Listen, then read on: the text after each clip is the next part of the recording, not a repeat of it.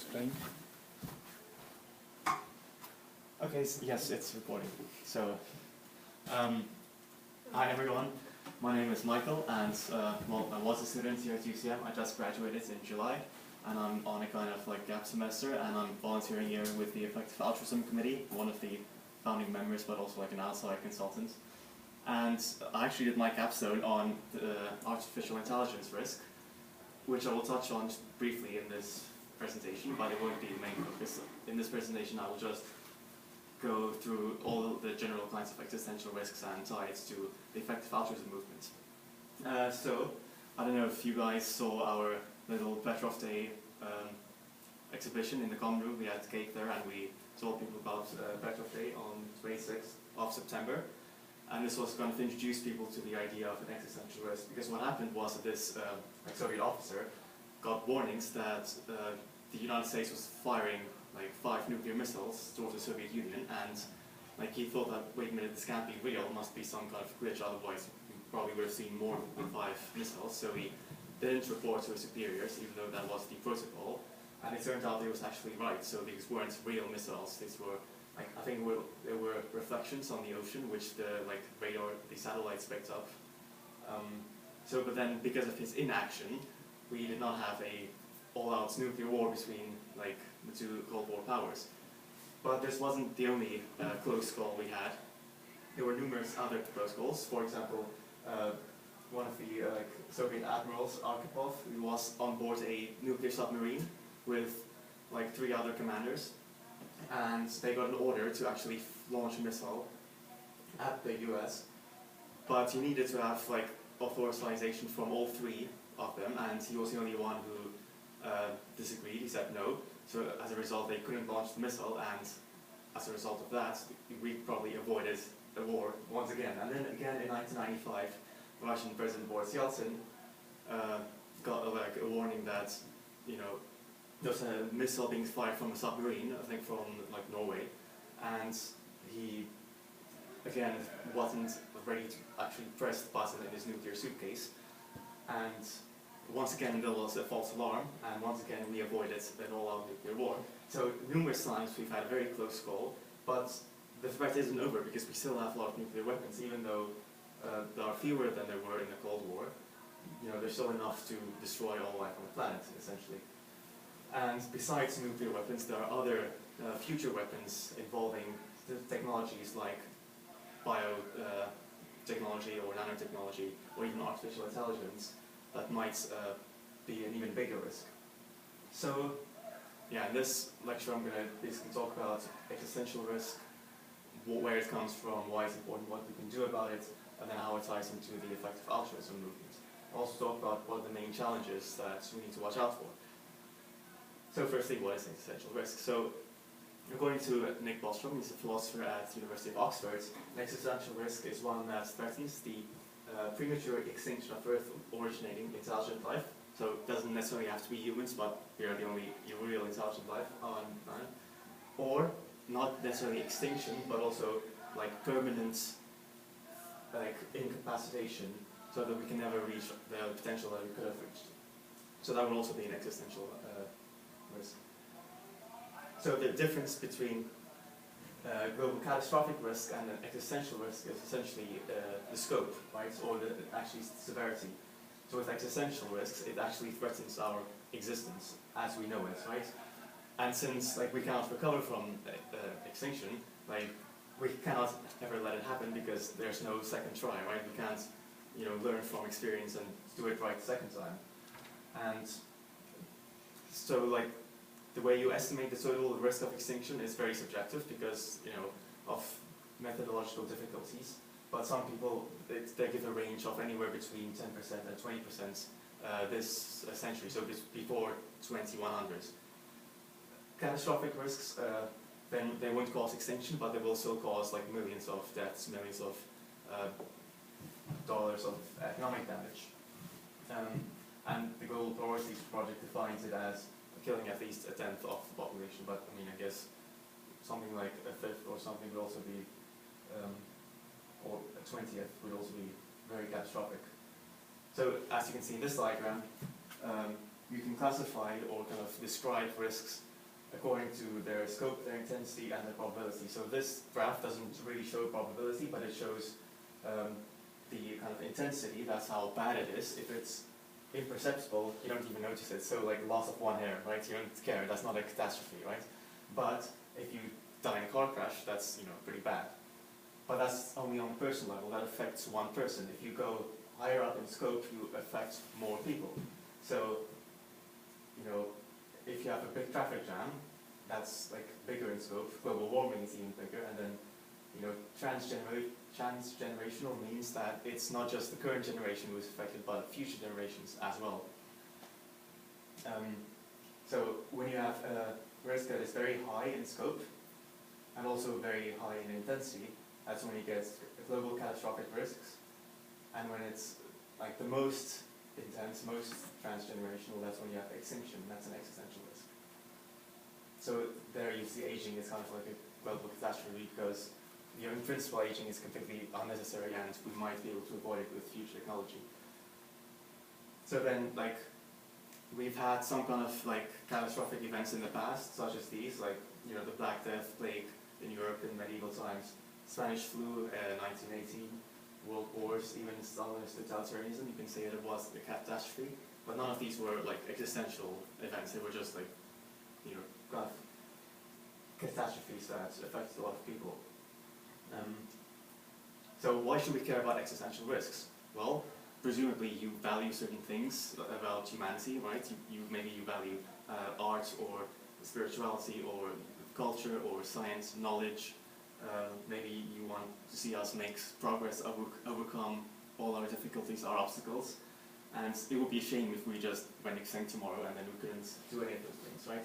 Also, from a utilitarian perspective, if you think that a person has the potential to live a happy life, then of course the more humans there are, the more happiness there is in total. So of course you want there to be more humans and not less humans, or fewer humans. So extinction would then mean fewer humans in the entire existence of the universe, which is bad. And because the stakes are so high, we're talking about billions of human beings, right? This means that even if there's only a tiny probability of such an event even happening, that this is something that we should take seriously and it's worth trying to stop it, right?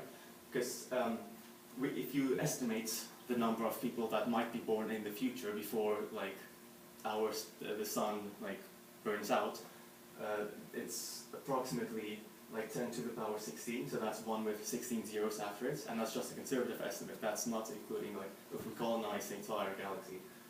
So if you just do the math, if you reduce the risk of extinction by 0.01%, that's already worth billions of human lives. So that's still a very big deal, and still something that we should take seriously. But it may not even be as unlikely as you think, right? Because if you estimate a 10% chance of extinction in 100 years, that is equal to 0.1% per year. That's the risk of us going extinct, and that also includes you dying with it.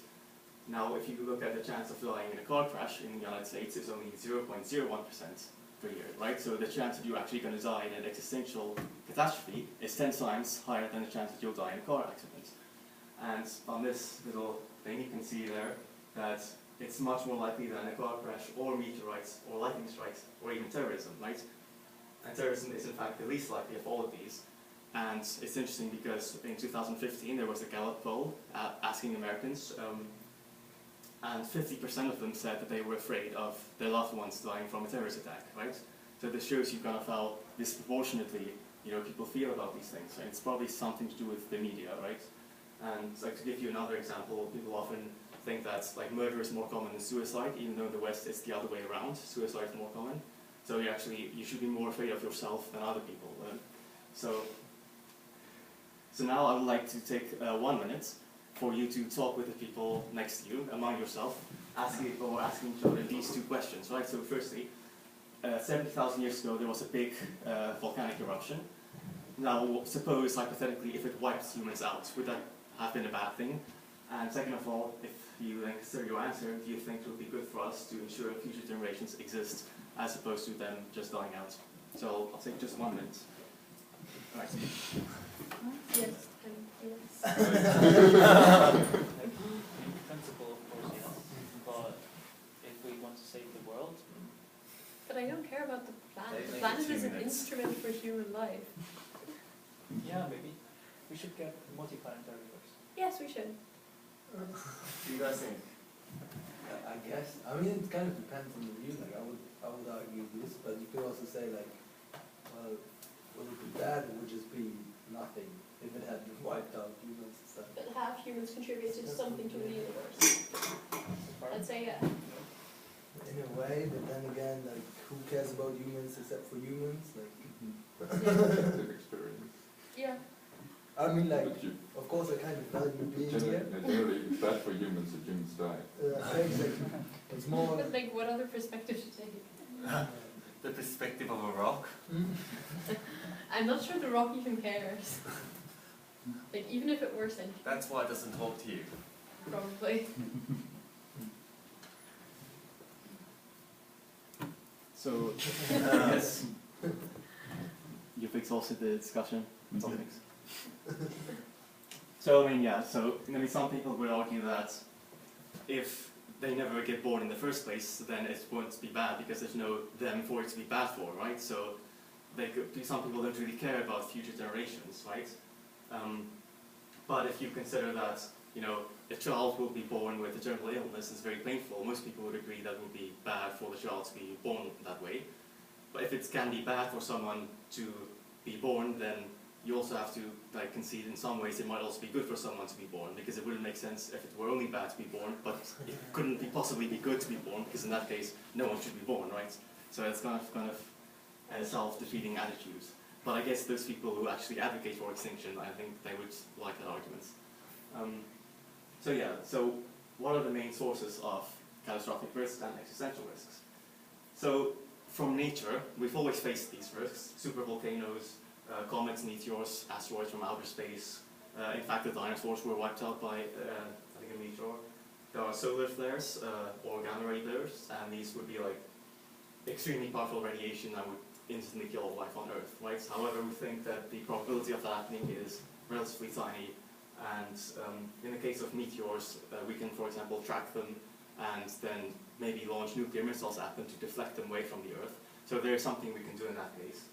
And in any case, we have survived these risks as long as we have been on the planet, so the risk of us being extinct is relatively low. That's why most people actually don't worry about these ones, but rather they worry about like the ones that involve a human, so the anthropogenic ones, man-made risks. And those can arise from unintended consequences. So, for example, like man-made climate change, right? That's a consequence of our like economic system consuming resources and emitting greenhouse gas emissions. Pandemic disease, like the reason why that would be a result of unintended consequences, mostly because the reason why diseases and pandemics thrive is because of human civilization, because the way that we travel around the world, because of the homogenization of cultural practices, which makes it easier for like viruses to spread. And then artificial intelligence, that might be risky if we don't develop it the right way, and I'll explain that more. But that's also something that people have been paying attention to very recently, and there have been like books written about it. For example, a book called Superintelligence. I don't know if you've heard about that, but it was actually like offered as one of the books for the deep reading course at UCM last year. And then the last one is societal collapse. So this is not really a risk in itself, but it's rather what happens like when other risks happen. So when you have like a natural disaster like an earthquake or a climate change or a war, terrorist attack, the way that society reacts might result in a collapse of the social systems, and then that would result in a drastic drop in economic productivity, collapse of institutions, for example, and then that would obviously would greatly like multiply the damage from these risks and these catastrophes. And then finally we have hostile acts, so these are like acts of war or terrorism, using nuclear weapons or using engineered biological molecules, or even molecular nanotechnology. So that would be robots on a tiny like nanometer scale that might be self-replicating or not, and you might get some kind of grey goo scenario where they can multiply like so quickly that they quickly take over the Earth. And then also just old-fashioned totalitarianism, which is more likely in the future if you consider that some technologies like complete and total surveillance or mind control, these would be more likely in the future. So it would be more likely for a authoritarian government to keep power and prevent uprisings. So there are more exotic risks, so these ones, they are much less likely to happen. So particle accelerator experiments, so you know the Large Hadron Collider in Switzerland, so there are some people who are worried that when you smash the particles together, we're going to create a black hole in the middle of the Earth and it's going to suck the Earth in. But the odds of that is probably like less than 1 in a million, it's very unlikely to happen. And another one is that we live in a computer simulation and then you get shut down, and then, you know, that's bad news. And like if you're actually curious like why we would live in a simulation, I'll tell you afterwards. I have the simulation arguments written down, and then you have extraterrestrial contact, so if aliens come and kill us, and then obviously there are unknown unknowns, so there might be risks that we don't even know about yet. And that's also a problem when you try to estimate the risk of extinction, right? You have to take into account the fact that we don't know, that there are things that we don't even know about. So that's why it becomes very difficult. But these ones are kind of not what you should be worried about. So what should you actually be worried about? And these are most important risks. So there was a Global Challenges Foundation report in 2016, and what they say is that the most significant ones are natural pandemics and nuclear war, as well as catastrophic climate change and those from emerging technology, so like AI, nanotech, synthetic biology. So in this graph, you can actually see the way that they organized the risk in terms of how much attention we should give it. So the ones that are there on the right-hand side, they are the ones that deserve our attention, and these more to the left are, you know, less urgent. So as I said, asteroid impact, volcanoes, unlikely to happen. But most likely to happen soon would be natural pandemics, nuclear wars, or an engineered pandemic. So that's like a deliberate spread of the virus. So a bioattack. Yeah, basically bioterrorism, for example. Catastrophic climate change, AI, failure of geoengineering, these are also worth attention, but they are slightly less likely to actually happen soon. So then now I'll go through like the main ones, and then the first one is global warming. So you might know that global warming is, you know, the catastrophic risk that people give most attention to by far, right? This is everywhere in the media, everyone's always talking about climate change, and most people basically buy that this is a threat. So it gets a lot more attention than other catastrophic risks. But the thing about climate change is that most of the consequences won't actually happen in the short run. They're mostly long-run consequences. So in like 100 or 150 years, when you actually have most heating and most rise of sea level, if we don't do anything about it, that's when you will see most severe consequences. For example, geopolitical instability, fighting over resources, water scarcity, mass migration because certain parts will become uninhabitable. You will have a massive loss of biodiversity, which would be bad for the Earth's ecosystem. You will have hunger because of, you know, difficulties with agriculture. So all of these things kind of add up to a lot of damage. And so here you can see that the sea levels have risen since 1993, as has the atmospheric carbon dioxide. Global temperature has also risen, and the amount of sea ice has gone down. So all of this evidence kind of fits together with the global warming hypothesis.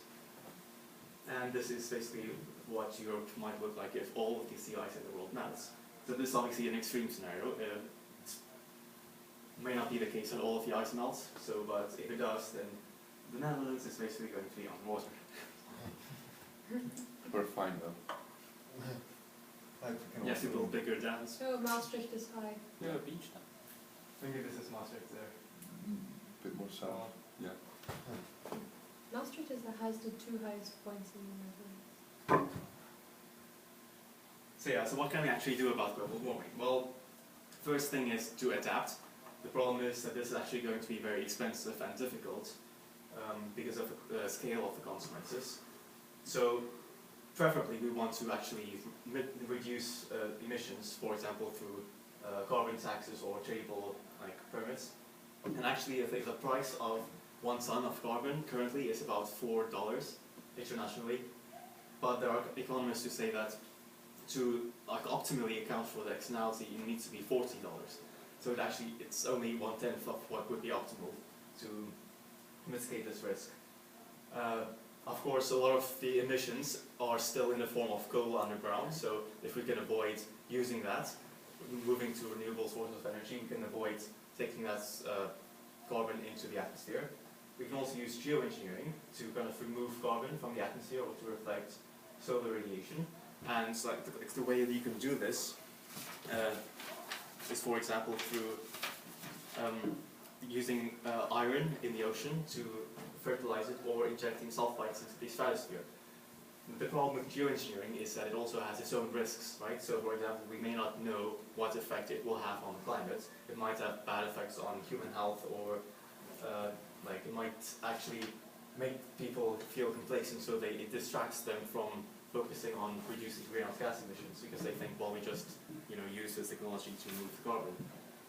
And then finally, we research pathways into catastrophic climate change. So the difference between regular climate change and catastrophic climate change is that it's the catastrophic scenario that's one that we should be worried about. That's where you have extreme case, but of course in the long run there's a lot of uncertainty, so we don't know how likely it is to be catastrophic or just some mild change in the climate. Next one is pandemics. So this is not just a potential risk, but this is actually an ongoing catastrophe, because 25% of all deaths in the world currently are a result of infectious diseases, and these diseases are mostly things like HIV/AIDS or malaria, tuberculosis, diarrhea, like upper respiratory infections, and most of these deaths occur in sub-Saharan Africa or Southeast Asia.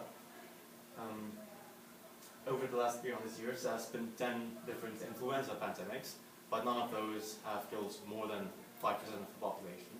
The biggest one was obviously the Spanish flu, right after World War I, which actually killed more people than the war. But the big danger in the future is going to be from drug-resistant bugs. So we've seen like MRSA and other kind of TB, for example. They are developing resistance to drugs, and it's happening faster than we can develop new drugs. So it's going to be a very big problem if we can't treat them, and if they are very lethal. And this could also be if they are engineered. So imagine if someone engineers a specific bacteria or virus that is as deadly as Ebola, so it will kill more than half of everyone who gets it, and also spreads very easily like a flu or a cold, right? So we can imagine how many people would just die from that alone. And this is especially likely to happen because of globalization, because we're traveling all around the world more and more. You can spread the viruses like these a lot more easily.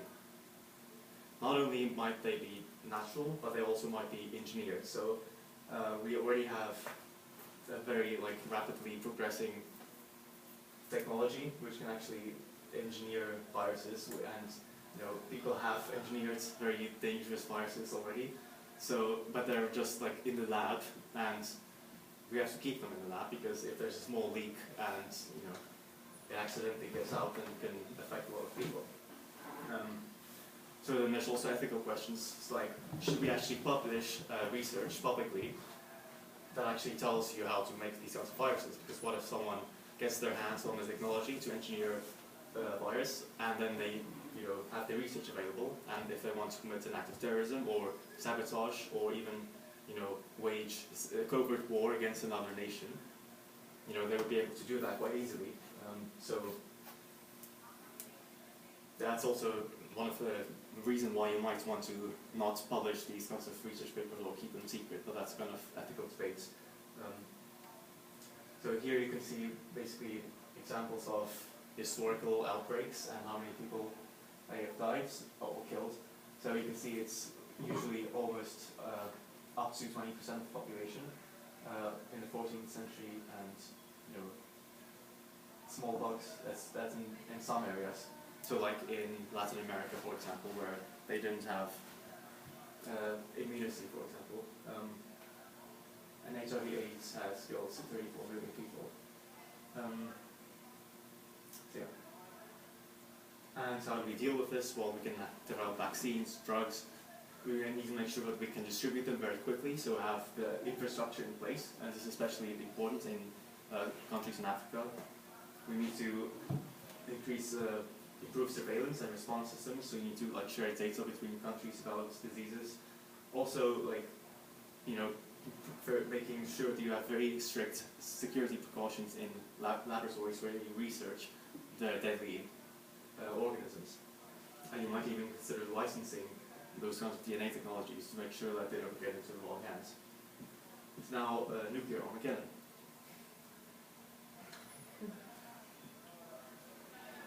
So, good news is that we only have, well, have as many warheads today as we had during the peak of the Cold War. However, we still have volatile, like regional conflicts are going on in the world. For example, like with India and Pakistan, which is where people say it's actually most likely to happen. You can also look at North Korea, they're actually testing nukes as we speak. Israel and Iran, who knows what might happen there in the future.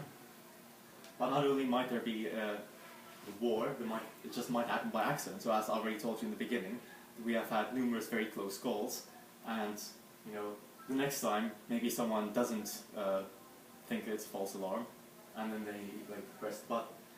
So you can have the war totally by mistake. You can also have nuclear terrorism, so this could happen in different ways. For example, someone might just acquire radioactive material and create what is called a dirty bomb. So you mix radioactive material with conventional explosives. You can also sabotage nuclear facilities, nuclear power plants. You can like steal a nuclear warhead and detonate it. Or you can actually somehow try to trick a nuclear power into launching a war against another nuclear power. And the damage that would result from this would obviously be from the actual nuclear explosion and radiation and fire and everything. But then afterwards, because of all the like kind of particles and the ash and everything that goes into the air, it blocks out the sun, and this will actually lead to a massive drop in global temperatures. This is called a nuclear winter, and this will adversely affect crops and agriculture, and you know, that would make it the casualties of the nuclear war like even bigger, right? So this is, I thought it was fun because it shows you an old map from 1956, all the targets that the US had like listed down for where they would fire the missiles if there were an all-out nuclear war. And you know, maybe the map today is slightly different, but it might not be that different. So as you can see, basically Eastern Europe is fucked, and China is also targeted there, and then random parts in Siberia. It's only Eastern Germany. Well, yes. Well, that was the GDR, right? So. Yeah. Well, yeah, it's pretty much the entire GDR and east of that.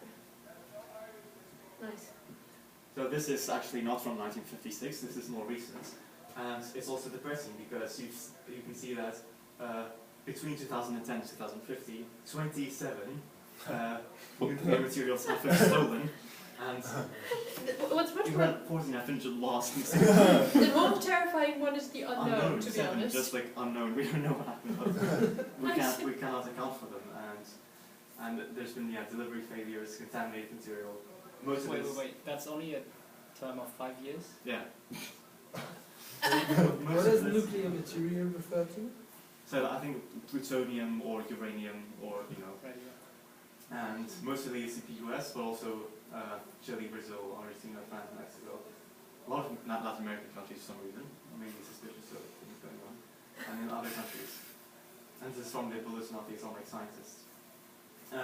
So yeah, what do we do about this? Well, obviously we want to reduce the number of nuclear weapons.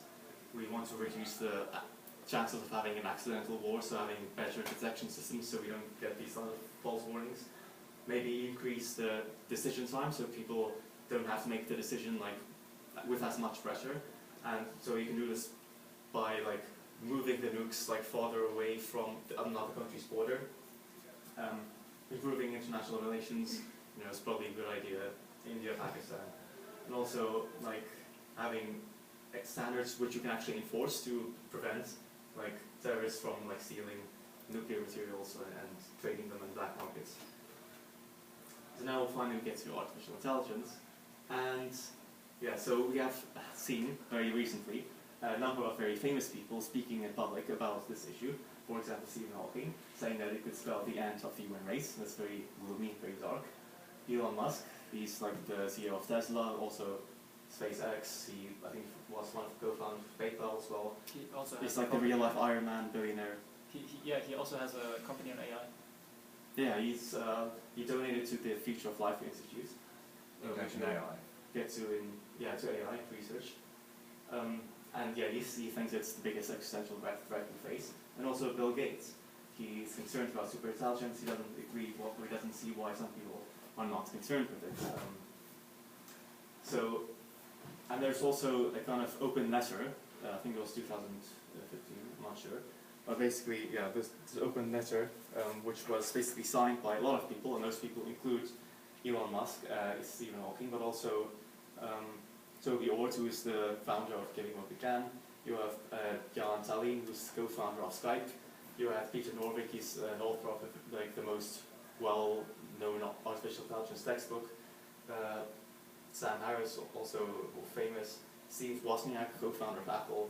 So, and of course Nick Bostrom, who's like teaches at or does research in Oxford. So you have a lot of very intelligent and well-respected people who take these things very seriously. So if there's one thing you should remember from this lecture, it's not that this is just sci-fi or like fantasy, right? They might be wrong, but they probably know more about this than you do.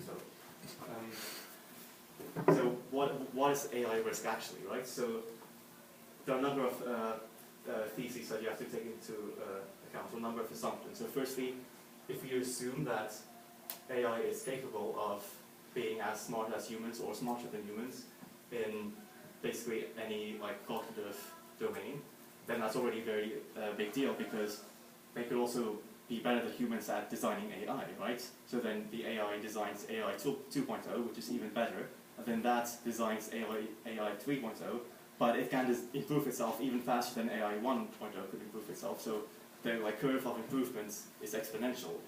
So within a short period of time, you might see AI going from human level intelligence to thousands of times as intelligent as human. And even if that's not the case, you can still just copy an artificial intelligence program like a million times and run it simultaneously, and you still have a million times as much processing power. So if you combine that kind of processing power with a certain goal that you want to give the AI, you might get interesting results, right? Because if this AI has enough power and if it has the wrong goal, then it will do everything it can to fulfill that goal. And if humans are in the way, if it prevents the AI, if we prevent the AI from achieving its goal, it's just going to find a way to get rid of us so it can do its goal more efficiently. So that's why it's very tricky, because you might think, well, we just tell the AI to care about humans, but it's not that simple, right? Because you might interpret things very literally. So if you tell it to make humans happy, it might just strap us all to machines that increase the dopamine in our brains. So you kind of have this kind of machine that makes us all happy. But of course, maybe that's not what we actually want, right? If like an investment banker tells the AI to maximize the return on the stocks, maybe the AI would invest in defense contractor stocks and then start a war so that the stock from the defense contractors shoots up massively to make a massive amount of profit. So there are all kinds of unintended consequences that might happen, and that's why it's very important that we actually figure out how to do it the right way before it's too late.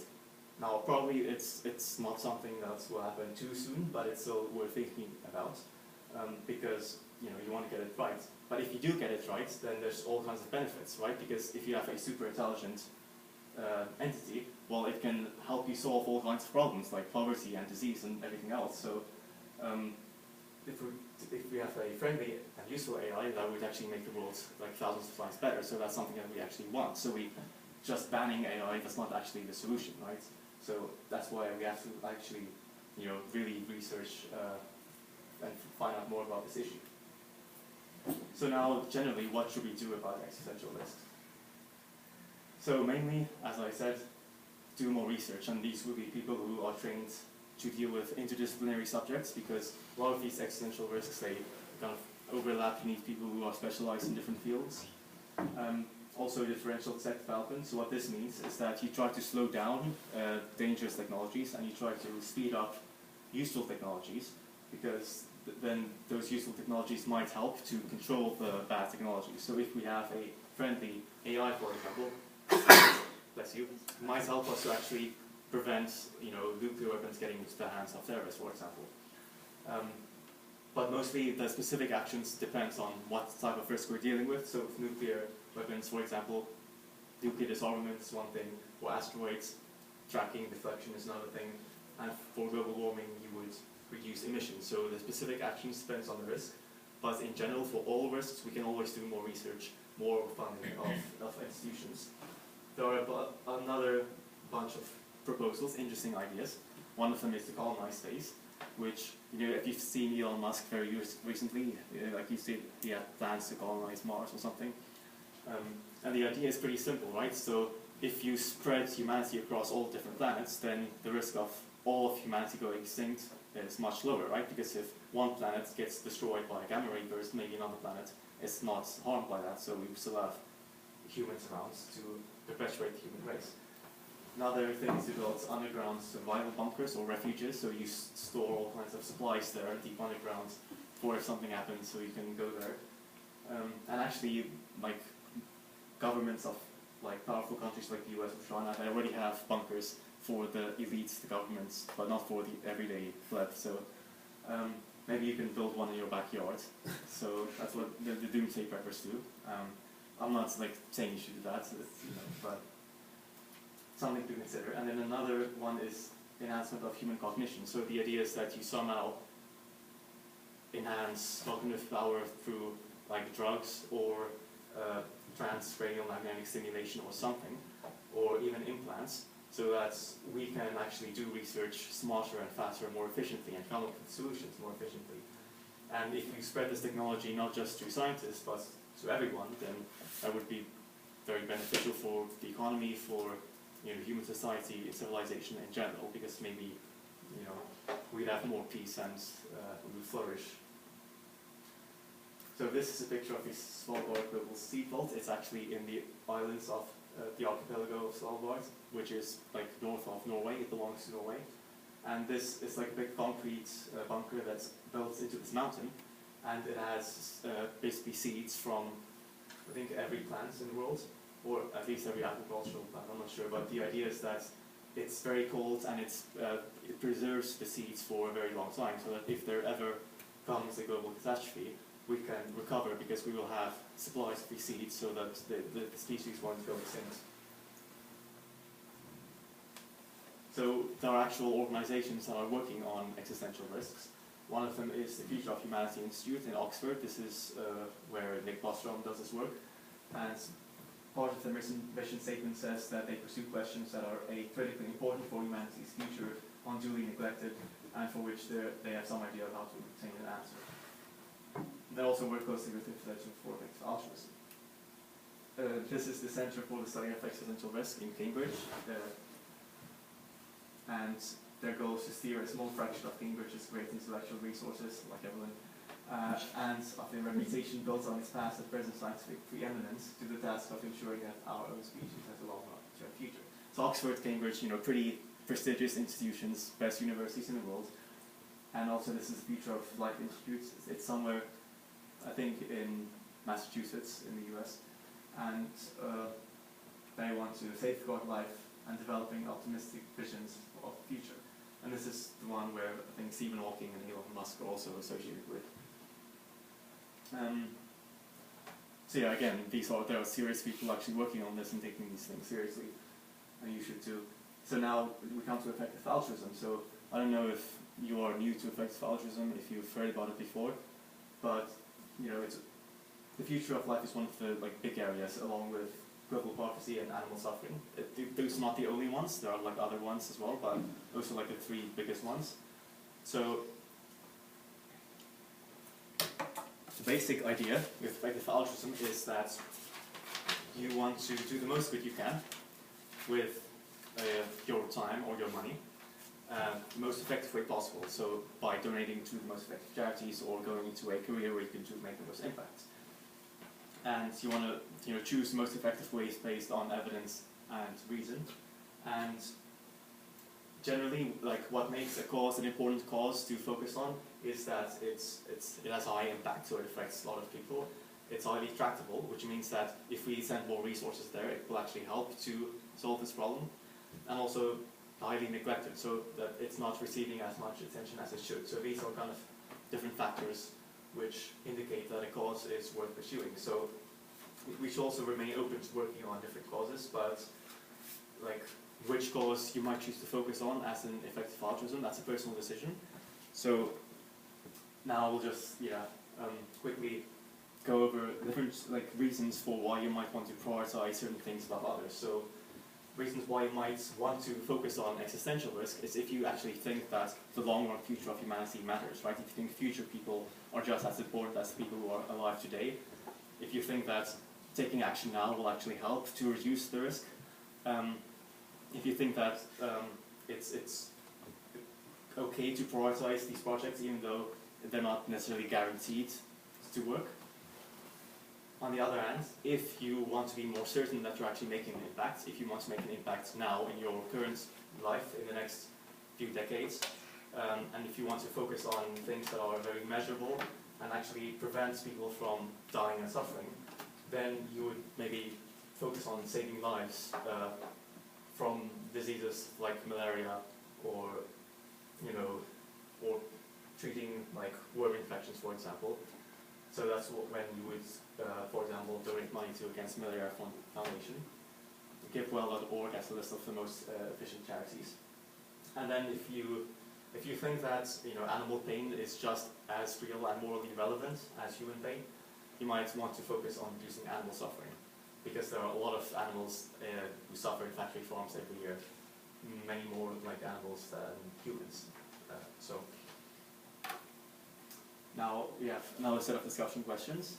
Again, with the people sitting around you, I want you to discuss these two questions. How high a priority should we place on preventing extinction, and how much money should we be willing to spend?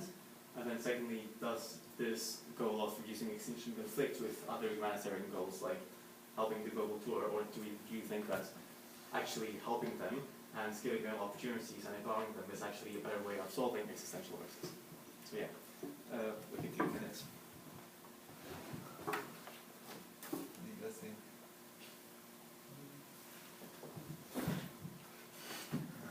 Some priority. It's difficult to quantify priority, that's true.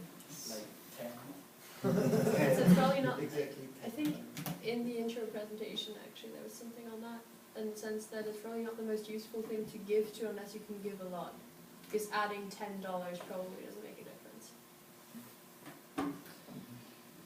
I mean, within like existential risk, that's a field where it's That's a only field. makes sense kind of to have When you're Bill Gates, resources giving to existential risk research probably makes more sense than when you're us. Probably the most important things on these things are like actual people with skill that are willing to do it. Yeah. It's not necessarily money. I mean, money can be quite helpful, I'd Yeah. say, but What might be a risk is that all these technologies are right now developing, so like CRISPR and this antivirus or whatever, that is not functioning as we want it to be. Am I right, the superbug? Yeah, drug Yeah, right. resistance. Yeah. So like all these things are coming up now, but we are not investing anything in it, or like not as much as we should be. But on the other hand, you have to see that all the politicians right now and like the leaders of government, they focus more on immediate global stuff. poor or No. all these things. Domestic poor. Domestic poor, yes. Yeah, mostly domestic, and usually actually domestic rich as well. But focus on the domestic rich. So I think it's not pragmatic to say we should have the main focus on these future things, but we should slightly like shift towards having the main focus on that. Yeah, I think the case is usually for this kind of things that they're very neglected. Exactly. Well, there's lots of money going to animals and leaving the poor. There's not much money going to AI research as of yet. also, I don't necessarily think it's a conflict, because yeah, maybe it takes a little bit of money away from helping the global poor, but a lot of both is probably structure and Like, how about we just keep it like this and just have some individuals spend a lot of money, a lot of time, a lot of research into that. So like Elon Musk is one really good example. I think he has a shit ton of money and is super intelligent, and he invests time in that, and I think he's progressing thing in a certain extent, which might be enough. That said, when you have a whole bunch of different risks, it's like take for example nuclear risk. I mean, what can Elon Musk do without nuclear risk? Yeah. It's hard to innovate your way out of it, apart from setting up a colony on Mars, because hopefully they won't nuke Mars as well. Well, like if I talk to my parents and try to convince them that we should be multiplanetary, they'd look at me and be like, "No." what are you talking about? No. But actually that's probably one of the smarter ways to go, because a lot of the risks that are pointed out affect largely Earth. So probably that would just cover several of the risks. Yes. But they might also be Expensive. increased. Yeah. No. Like having a few guys developing some ideas on that field might be risky, because there are not as many, and maybe not as many good people that should be in that field. Space age. I mean, I'm not sure if space scientists are like the least moral subgroup of humans. I hope not. They're quite smart. Yeah, but we should probably finish up if we want to meet up with Figgy. Oh yeah. Okay, so what are the actual challenges to overcoming or mitigating existential risk? So, as you can see in this graph, the number of papers on human extinction is vastly less than the number of papers on the dung beetle. So you can kind of see how neglected that is. Even compared to Star Trek, it's 200 academic papers versus probably less than 50. So academia is mostly neglecting it. And also in media, maybe it's seen as being too far off, distant, abstract, speculative, futuristic, wishy-washy, dark, gloomy, so people don't really want to talk about it. They think it seems a bit silly. And because you don't see any pictures of starving children in Africa, it doesn't have the same kind of emotional impact. So it's kind of harder for people to really feel that emotional sense of urgency and caring about it. But also in terms of institutions and politics, it's a global public good. So what this means is that it's not something that the market has an incentive to provide. Right? So you really need to have public institutions getting together in order to provide this risk reduction. And also because, so what this shows is the actual uncertainty in measuring the risk. So it's likely that we underestimate it, because let's say that you think the risk is the px, that's the probability of extinction, and this is given by this black stripe, but also have to take into consideration that your scientific analysis or your arguments might actually have flaws in it, right? So the PA, that's the probability that your argument is actually correct. So it might not be correct. So in this case, all of this gray area represents the probability of disaster, which you may not have accounted for. So it's actually, the real probability is probably a lot bigger than you have estimated. We also have observation selection effects, which makes it more difficult, because we have never been extinct, obviously, otherwise we wouldn't be here. So you can't estimate the risk of human extinction from past human extinctions, because there weren't any. But we can look to other planets, and this is where it gets a bit worrying, because there are so many planets, and a lot of them are actually within enough distance from a star that they could potentially be habitable to intelligent life. However, we've never actually, as far as we know, we haven't seen actual intelligent aliens visiting us, unless they're being covered off by Roswell and whatever. So this is called the Fermi paradox, right? So why is it that we haven't seen extraterrestrial life, even though we would expect there to at least be some kind of contact, given how many habitable planets there are?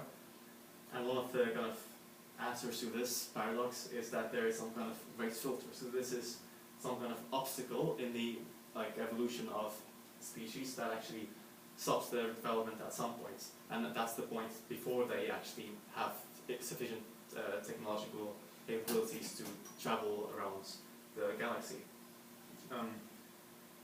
So what these diagrams show is different universes, and in this universe there are 3 kind of planets, and also in this universe, and these rows show like progression. So you go from simple cellular organisms to intelligent life to space. This is like a spaceship, so colonizing space.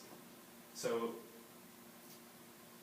the filter basically can happen really early on, or it can happen like kind of like in the middle stage, or it can happen later on. So this is where all 3 like planets have intelligent life, but only one of them makes it to the space age, because these other planets, they at this point, these like people go extinct for some reason, mysterious reason which we don't know what it is. It could be any existential risk, any existential catastrophe. So if you do a thought experiment, if you like ask yourself, okay, we are probably at this stage, right? The intelligent life. So we could be in this universe, or we could be one of these 3. So now you notice that the 3 of them are in this universe, and 2 of them are in the other universes. So there's a 3 out of 5 chance, like all else equal, not making any other assumptions, that we are living in this universe. This is most likely. And so we're most likely having a later filter. So what this means is that the existential catastrophe is most likely to be ahead of us and still coming in the future, and not behind us, right?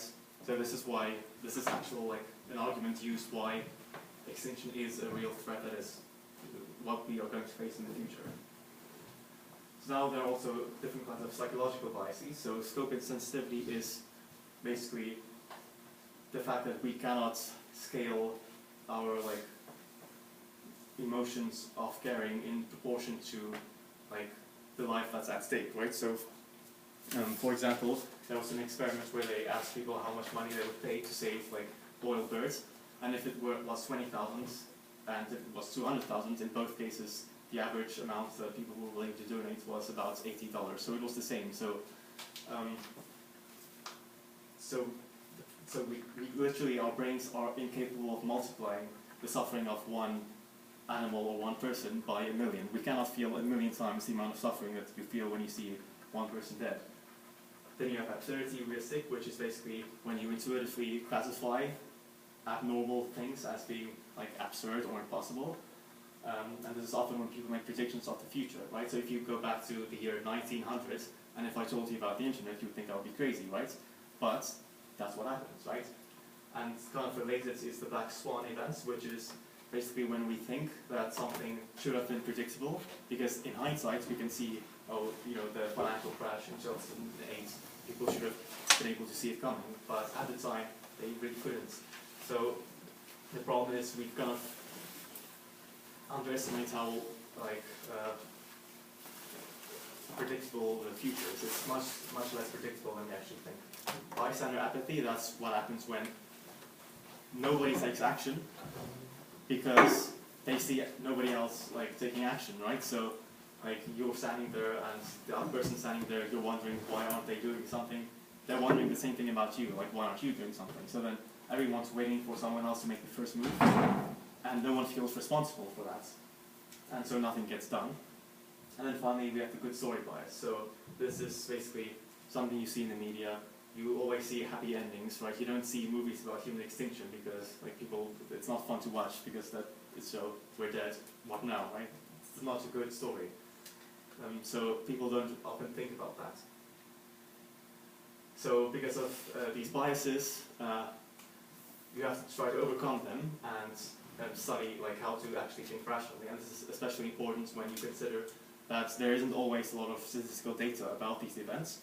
So whatever calculation you have to make the calculation as precisely and accurately as possible. You need to be able to think clearly when you propose solutions, for example, which is why it's important to actually train philosophers in not like just Plato and Kant, but like actual cognitive science and neuroscience and like probability theory, for example. So yeah, that's like a book that I would recommend you to read, and this is a website where I would recommend you to go. So then finally, this is what Nick Bostrom writes. These are all the reasons why existential risk is a challenging issue. You have difficulty of achieving global cooperation, you have incompetence, political exploitation of unquantifiable threats, moral lethargy and self-insensitivity, free rider problems, cognitive biases, academic distractions and diversions, like Star Trek and dung beetles, or epistemological challenges, so like anthropic principle, observation selection effects, all of these things. So yeah, what now, right? So, well, obviously, this is a nice quote. If we fail to prevent our extinction, we will blow the opportunity to create something truly wonderful, an astronomically large number of generations of human beings living rich and fulfilling lives, reaching heights of knowledge and civilization that are beyond the limits of our imagination. That's what's at stake, right? So you see the urgency of this issue. So what you can do personally is you can spread the key ideas of existential risk. For example, sharing relevant links and websites, and I will have a list of links next. For example, citing the work in your academic papers, or like writing media articles, for example, for the Bell magazine or other magazines. Translating papers into different languages. If you know English, and you can translate it to another language, for example, like German. Donating to organizations working on it, like Future of Humanity Institute, Center for the Study of Existential Risk, Future of Life Institute. And the reason why donating money might actually be effective is because, like, when you specialize in labor, it's more effective for the people who actually are experts in these areas to be doing the work instead of you. So it's more efficient for you to donate money to them than for you to like do the work yourself, unless you are an expert in this. And then regarding global warming, you can make low carbon consumption choices. And then for like these risks in general, you can also try to persuade your policymakers to take them more seriously and to come up with some kind of institutional innovation to deal with these risks. So that's what you can do. And I will leave you with this thought. This is called the Doomsday Clock. It is maintained by Fullerton of the atomic scientists, and it presents the probability of catastrophe. And it literally is a clock, and midnight would be extinction. So this is basically how they started it in 1947. That's when you had the first Soviet atomic detonation. And throughout the years they have been adjusting it. So you can see the closest we've been to extinction was in 1953. And then the furthest away was in 1991. And now, in 2015, it's 11:57 p.m. So we're 3 minutes away from midnight. And well, we'll hope that 2016 doesn't get any worse. So yeah, these are references I would recommend to check out.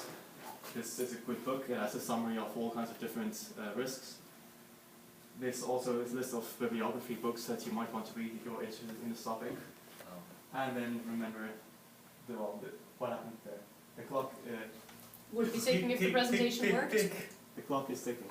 So it's 3 minutes to midnight, basically. That's the atomic clock. So yeah, thank you.